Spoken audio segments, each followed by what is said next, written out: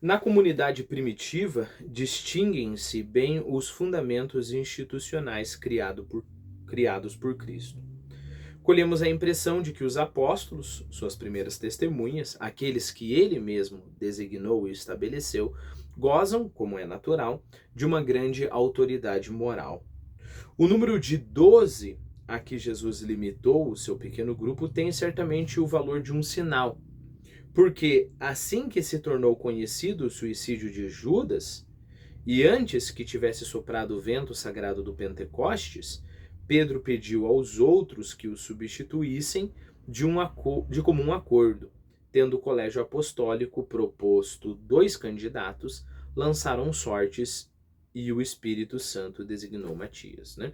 Então, basicamente, escolheram 2 que seriam, digamos, 2 estariam preparados para serem apóstolos, mas eles sortearam Matias para que houvesse o elemento da escolha divina, né? Lembre-se que, é claro, tem um valor de sinal, porque eles poderiam simplesmente, Judas se suicidou, tá bom, agora tem 11 apóstolos, né?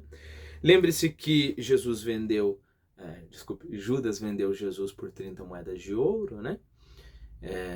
Ele foi contratado pelo Sinédrio para que mostrasse quem era Jesus, né? E fez isso com um beijo.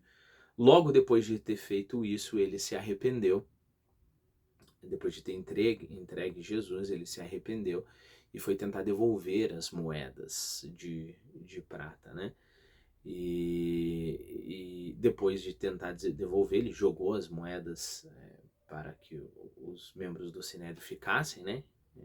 Com as moedas, ele foi a uma árvore e se matou. Se matou enforcado. Entre os 12, Pedro parece ocupar o primeiro plano. Vê-lo-emos assumir diversas vezes a liderança, como fez por ocasião desta eleição.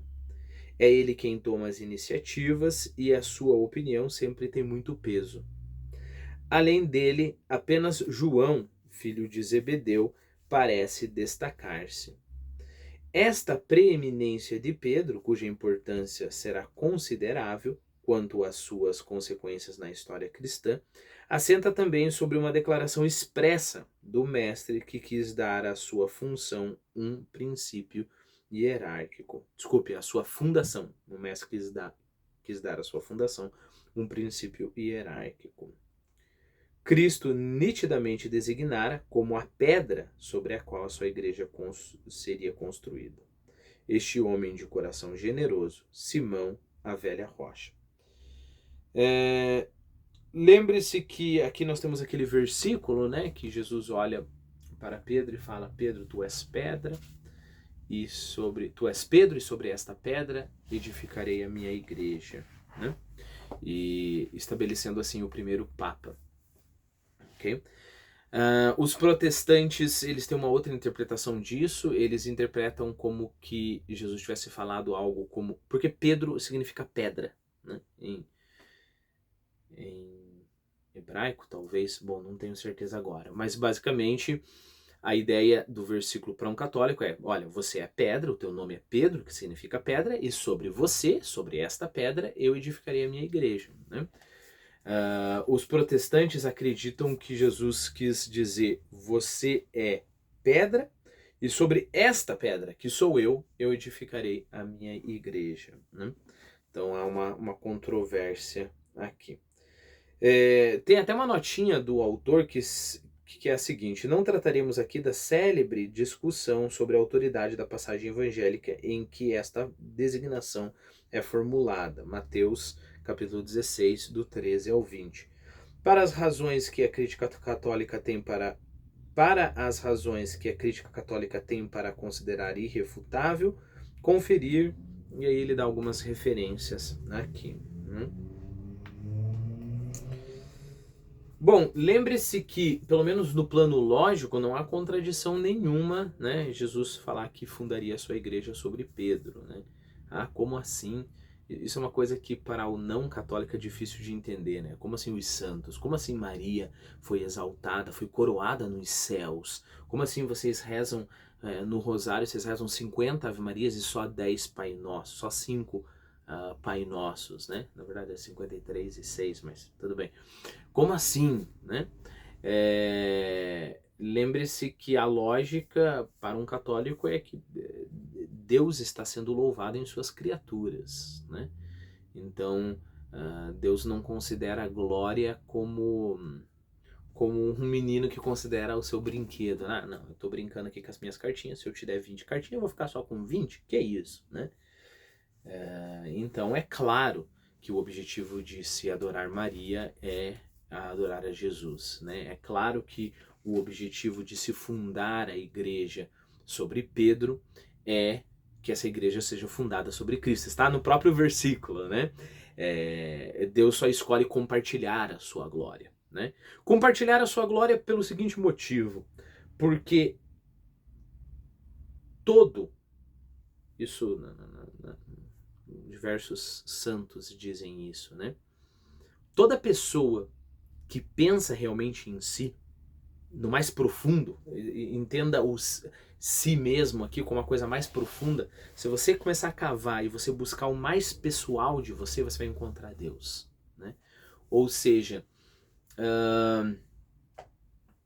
se eu realmente faço a minha vocação, né? E aí se eu sou exaltado se eu faço a minha vocação nada mais é do que a vontade de Deus, né?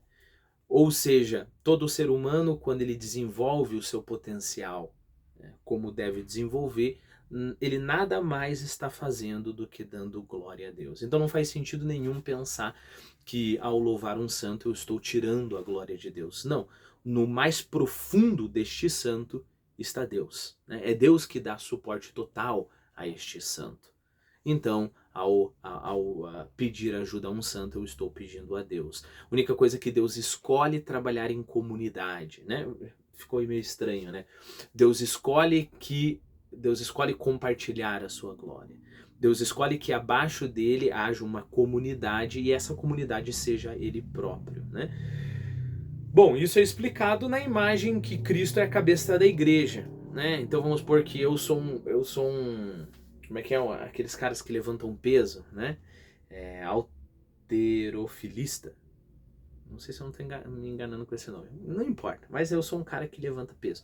E aí os meus braços conseguiram levantar lá, nem sei o quanto que é muito, 400 quilos, né? Eu não vou olhar pro meu braço e falar assim, e daí todo mundo vai louvar, né? Nossa, olha como ele tem braços fortes, né? Como ele é musculoso. E aí eu, como cabeça, vou olhar e falar assim, não, mas eu que controlo os braços, fui eu que fiz todo o treinamento.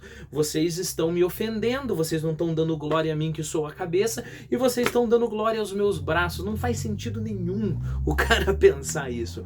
Você louvar os braços de Cristo é você louvar o próprio Cristo. É esse o ponto aqui, né?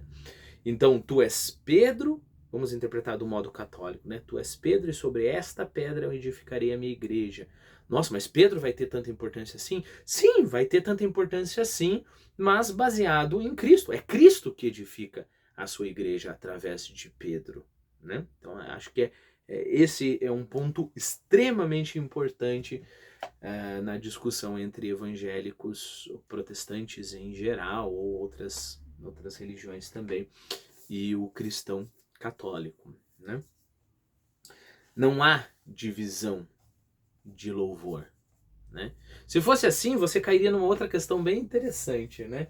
Que é assim, tá, você fica orando para Jesus, fica louvando Jesus direto, e aí você fica louvando o Deus Pai, mas e você não está esquecendo do Espírito Santo? O Espírito Santo não vai ficar magoado aí que você esqueceu dele?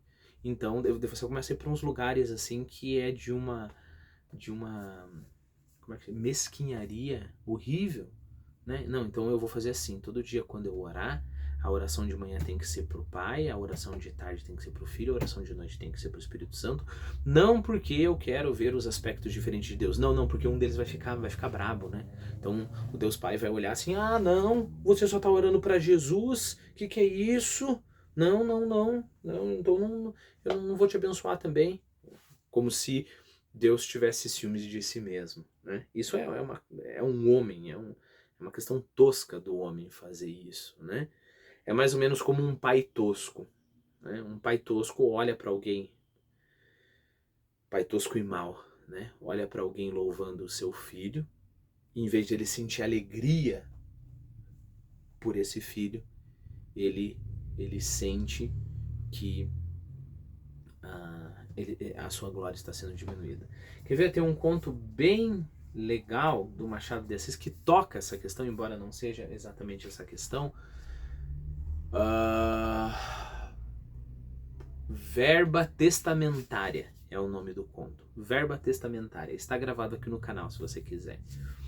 Mas basicamente tem um homem que ele tem essa doença, ele não pode ouvir ninguém louvando as outras pessoas ao seu redor, né? E aí, para ajudar, este homem chega em determinado momento, esse homem tem um cozinheiro, né? E todo mundo elogia os jantares que esse homem dá. Porque esse homem a todo tempo ele tem que receber elogios, senão ele fica doente. E aí começa a elogiar e no começo ele fica muito feliz. Nossa, é verdade, eu dou os melhores jantares da corte, né? Mas aí chega um momento que ele fica pensando, mas espera aí, eles estão louvando o meu cozinheiro. E ele começa a ficar doente porque estão louvando o cozinheiro e não é ele. Percebeu? Deus não é esse tipo de coisa, né? Então, assim como é absurdo pensar que Deus Pai ficaria triste com você porque você está louvando demais Jesus Cristo, é absurdo, dada as proporções, né? Dada a hierarquia. É claro que Deus Pai, Filho e Espírito Santo estão no mesmo patamar porque eles são um só. Dado as proporções de saber que Maria tem toda a sua santidade por causa de Deus, né? Dado isso, é absurdo também pensar que Deus sentiria ciúmes. Não, você rezou 50 Ave Marias, eu ganhei só 10, que é isso, né? Então Deus não é aí essa criança birrenta, né? Deus não é o personagem principal do conto do Machado de Assis.